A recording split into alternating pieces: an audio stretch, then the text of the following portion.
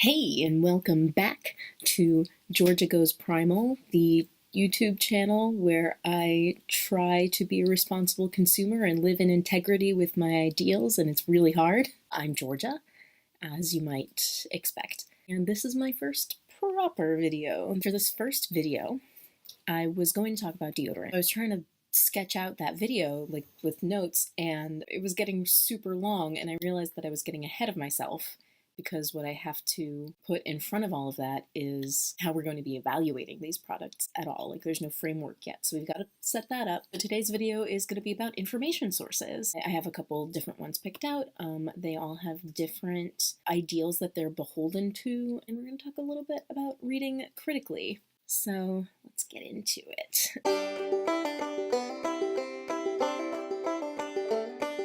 I'm not going to Goldilocks you here. I'm not going to take you on the journey like, well, first I found this website, but oh no, I found that I am going to get straight to the good stuff. So allow me to introduce my primary resource for evaluating products and ingredients for this project, the Environmental Working Groups database, Skin Deep. They're a nonprofit, nonpartisan organization. They have information not just on how each ingredient impacts the body, but on ecotoxicology as well. From there, about, I will read. Our aim is to fill in where industry and government leave off. Companies are allowed to use almost any ingredient they wish. The US government doesn't review the safety of products before they're sold. Our staff scientists compare the ingredients on personal care product labels and websites to information in nearly 60 toxicity and regulatory databases. That sounds good. I'm not a chemist. I do need someone to interpret these things for me, as much as I love seeing links to scientific papers provided. I am not always equipped or available to read them, but other people are, and it's nice of them to share their expertise in this way. Their myth versus fact page is super informative. I will link that specifically. It's good reading. I won't read it. It's pretty dry. And I'm super entertaining, so we'll link it though. Another great thing about Skin Deep is there's also an app, so you can bring your phone into the world with you. You can scan the label of the thing that you're thinking about buying, and it'll show you its page. So this is going to be my main source of science information. I do reserve the right to evaluate that decision based on incoming information, as any good scientist would. We operate based on something we will relate to as though it is the truth, but feel free to abandon that when new information becomes available. To talk a little bit more about how we're going to use Skin Deep, they have a rating system in which a 1 is the best, like most innocuous. So cornstarch gets a 1, aloe gets a 1, water. 10 is the worst. Stuff like toluene, which is definitely still in some of my nail care. And here's the real thing, is there's also a rating for, I'll put it over here. So basically there is a hazard score where 1 or 2 is low hazard. Those are great. 7 through 10 are high hazard, very bad. And then in addition to that, there is a data score. And this I think is really important because absence of evidence is not evidence of absence. Just because we don't know that a thing is the case doesn't mean that it's not the case. There's a range of the data from none to robust. This all sounds really good, but it's uncommon to find data for a particular ingredient that's rated above fair, and data gaps is listed as one of the concerns for a given ingredient. I was looking for examples of like what's a 1 and what's a 10. I always make trouble for myself in editing by not planning. So I just had to get up in the middle and get some things. So my example of a 1 is jojoba oil. It is good for you and not bad for you. And you can see I have used this a lot. And then I was looking for 10s, products that are bad. And they're pretty hard to find. It's a lot easier to find an ingredient. So I gave the example of toluene earlier, which I have a top coat my fingernails. Toluene scores a 10, but that top coat only scores a 4 because there's other ingredients in it that are not bad, that are fine. And I guess that's part of what Skin Deep takes into consideration. I did find a 10 though. When you run a search, it'll give you results in order from like least to most bad for you. So if you go to the last page, one thing you'll notice about the results there is that they are all discontinued products. This is good, right? This is like the market catching up to that it's killing us. But this sunscreen that I have scores a 10. We're going to have a lot to talk about when we get to sunscreen. It is not that time of year yet, but I actually don't look forward to that day because there's like so much going on. This Banana Boat Sport sunscreen from 2014 is guilty of developmental and reproductive toxicity, organ system toxicity. It's an endocrine disruptor, bioaccumulation in the body, makes your body more enhanced skin absorption. That's what it's called. It has your skin more readily absorb the other endocrine disruptors and immune system toxins that are the rest of the ingredients in the sunscreen. I was just like surprised and excited to find a 10 in my home. Although actually it's a little bit hard for me to like search the name of this and come up with something that I can be sure is the same thing. I should use the app.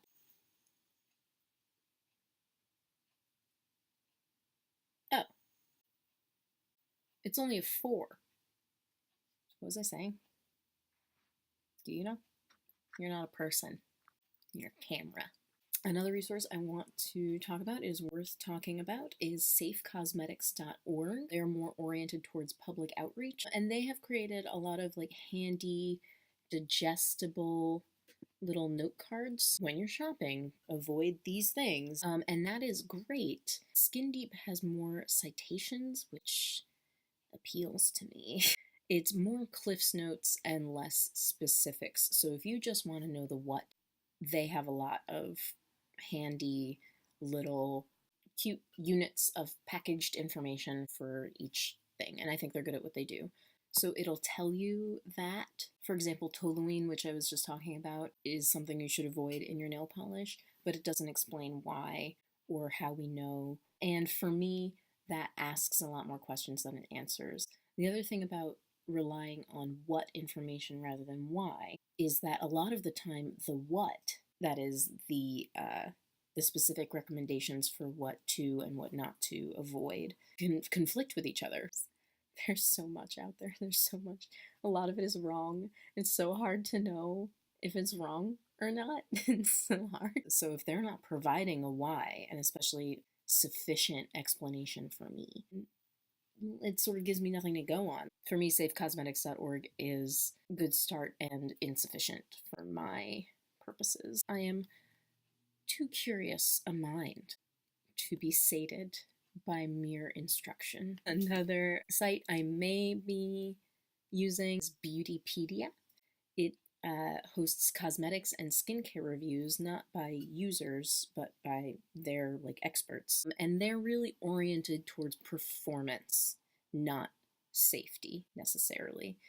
They do claim to be based on published scientific research. They're talking about like for a given ingredient, does the research show that it does, reduce wrinkles, fade, brown spots, whatever. So they're beholden to a different set of criteria than Skin Deep is. It's going to be similar to what you might find at a subreddit that I frequent, which is called Skincare Addiction. That is a link that lives permanently in my box. So their recommendations are built on a sort of specific school of thought about day-to-day skincare. And it's an increasingly popular one, and it's one that I increasingly have been adopting. For Beautypedia, they're owned by a skincare company called Paula's Choice, and they have a statement on their About Us on their website about bias. Basically, they're concerned, you'll be concerned, that they will rate Paula's Choice products above other products because they own them. That's not what I'm concerned about. I'm concerned that they will rate things as good that are not totally harmless. What I will link from them is their ingredient dictionary, which is a database of cosmetic ingredients with explanations by function. So if you're looking at a lotion, what is any of this? You can go to that list and be like, oh, it's an emulsifier. Oh, it's a texture thing, whatever it is. I don't know. To come to a source I will not be using, and I was so angry at these people when I found this. I was, searching around for how do you learn about the ingredients that are in cosmetics, and I found cosmeticsinfo.org. it's an org. It's got cosmetics and info. That sounds like what I'm looking for. And they're like, get the facts. All of these websites have a section called Get the Facts. When you get to their About Us, which is where we should start, I was on this website saying oh, this one says that this is it's fine to use. Oh, acetone occurs naturally in plants. And then you go to the About Us and you find website sponsor, Personal Care Products Council, the leading national trade association representing the global cosmetic and personal care products industry. This cosmeticsinfo.org is funded by a lobbying group that is owned and operated by the manufacturers of cosmetics. They have a vested interest in telling you the things they do are fine. This is an example of a website that we should not be using. This is not read it, take it with a grain of salt. This is fuck these people. You have a vested interest in misinforming me. And I'm not saying that they're definitely going to do that, but I am saying that they're definitely going to do that. And it's the last thing on this page full of tiny print in fat paragraphs, and I was just so angry. You tried to pull one over on me. Rude. So rude. This is a resource we will not be using, and I'm not even going to link them. I'm just going to talk shit about them in the video, and they're getting no links from my massive media empire. Me and my 16 subscribers. Come for you. Thank you for subscribing. That really means a lot. At this point, you're definitely someone I know from my life, and I really appreciate you supporting me.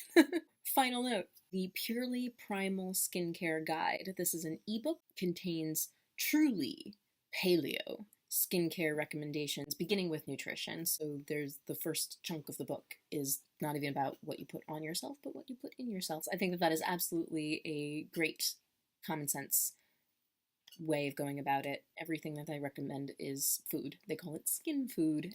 However, I am going to stand in place of skepticism with regards to the Purely Primal Skincare Guide, and I will say why. One is, and this just irks me, the author, Liz Wolfe, frequently will tout easy to pronounce and a short list of ingredients as desirable traits.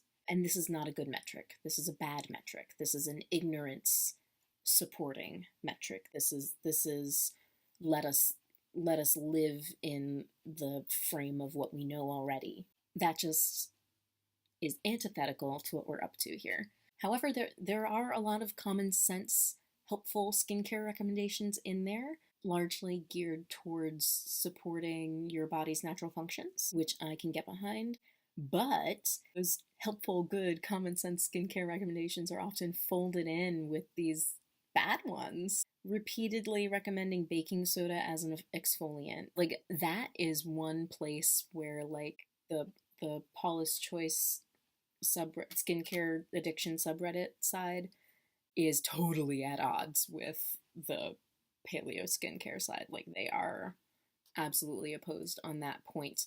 It's where I started with this journey. I have deviated since then, and I hope to in a future video get into why I started with and then abandoned the purely primal recommendations. Foreshadowing, any quest for purity is innately toxic. I'm at the end of my notes now.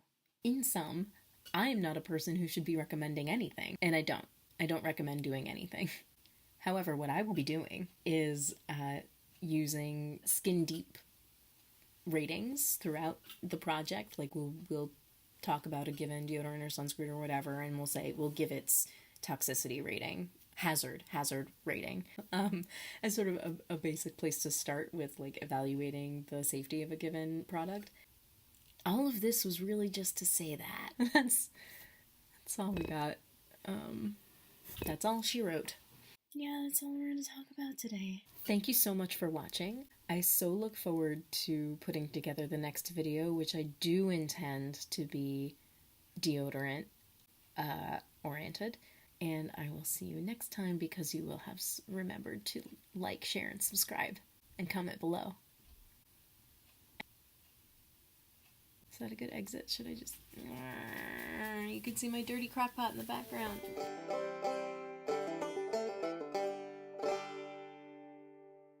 Tell me I was funny. Were there moments? I was gonna film this yesterday, but I ate a bunch of gluten, and then I fell asleep for 3 hours.